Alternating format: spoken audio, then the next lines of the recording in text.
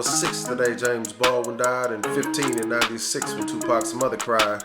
Turned 20 in 2001 when Bush lied, and today in a world where black lives still don't matter, I'm way past 39.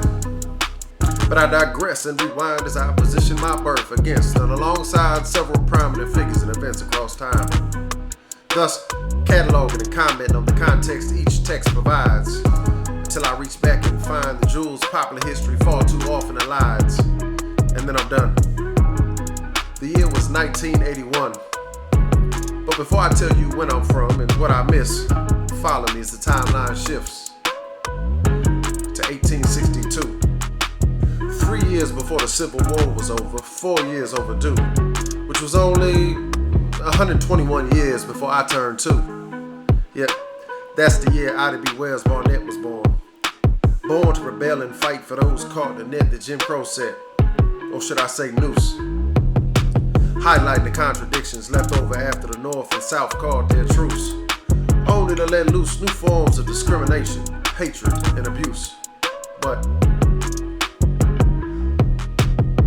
what if payback wasn't a payment, and America's history wasn't just foul, but a flagrant, and our genius well established in greatness, not new, novel, or nascent? What if I told you we were capable of more than just trying to educate our local neighborhood racists? And what if Black History Month covered more than just the basics?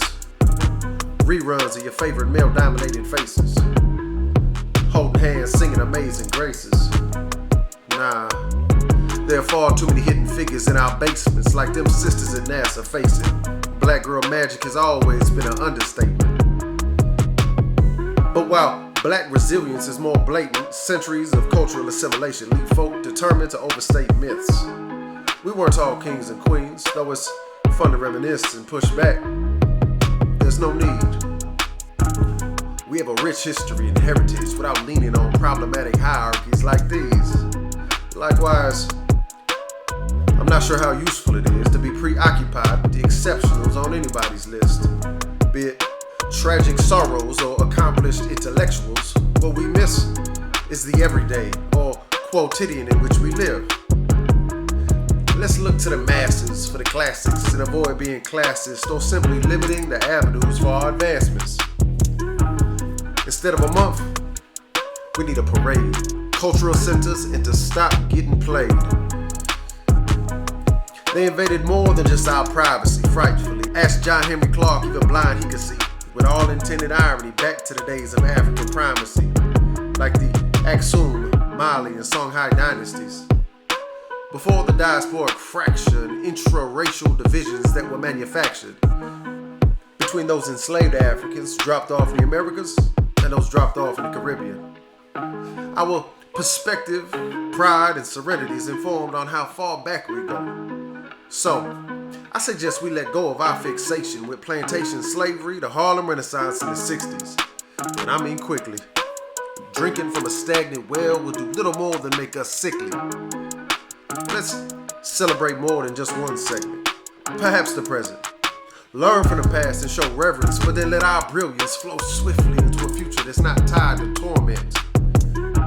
Like, I was a 9th grader when I fell in love with Jada Pinkett, or should I say Peaches.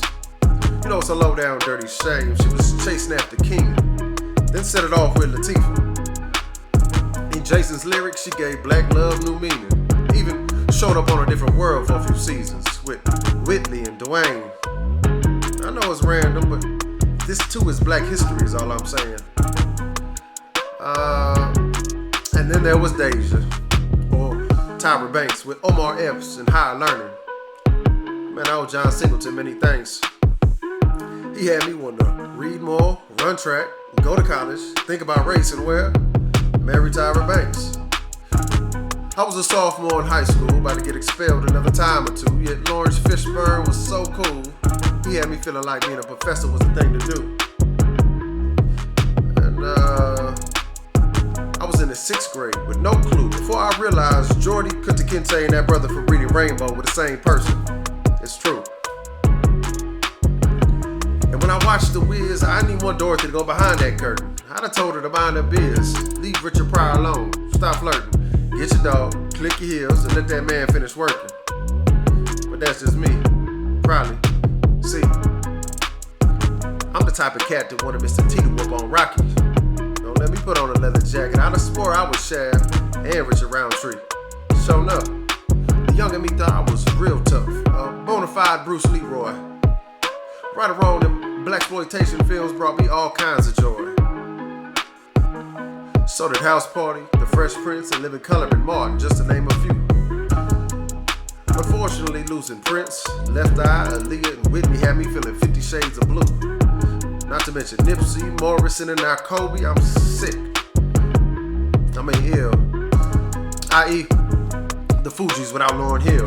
Netflix with no chills. Six Flags with no thrills. A wedding with no frills, even worse. A barbecue with no grills. You really want to know what's black history to me? Stuff like when Nas had that beef with Jay-Z.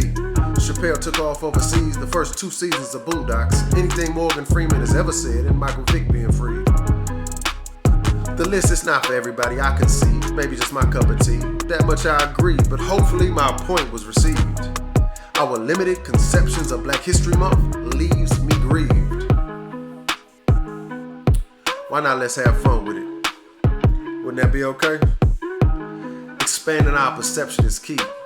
I wrote this listening to Janelle Monáe, or was it Stevie? I wonder. Now, I think it was Tony, followed by Marvin Gaye, Curtis Mayfield, and Donny Hathaway. Oh, and the OJs, in that order. Now I'm gonna drop these last few names in gold cause they're important to the black radical tradition and cause most Februaries they come up missing. But I promise I'll go slow. So, you've heard of Marcus Garvey getting out of prison, Frantz Fanon, Sidney Poitier, Miles Davis, I'm guessing. Jimi Hendrix, Bobby Seale, Cornel West, and Sean King. But what about Octavia Butler, Cydia Hartman, Erica Edwards, and Hazel Carby? Alice Walker, Audre Lorde, No Bessie Phillip, and Carrie Keeling. Oh, being black is a wonderful feeling.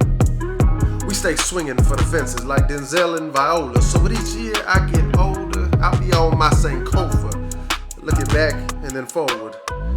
Meanwhile, Venus and Serena keep getting colder. The blueprint for Naomi and Coco. It just might make you a believer in black excellence like Usain Bolt, Steph Curry, and Derek Jeter. Now the list can go on and on and on and on, like Miss Erykah Badu rolling around in the mud singing her favorite song. Now, maybe none of these black folk mean anything to you or give you a sense that you belong, but someone does, and you do. Was it a mother, brother, cousin, friend, uncle, or auntie, father, teacher, co-worker, or mentor probably? And what about you? Whose life did you impact while being black and refusing not to crack? In fact, I got a better question. Who helped bring you to wholeness and let go of lack? Reject shame and embrace blackness with both your individual and collective identities intact. I could think of a few. But I'll stop here and humbly submit this poem for your review. Put simply, we are black history, so let's not just be mindful of what we've done, but what we do.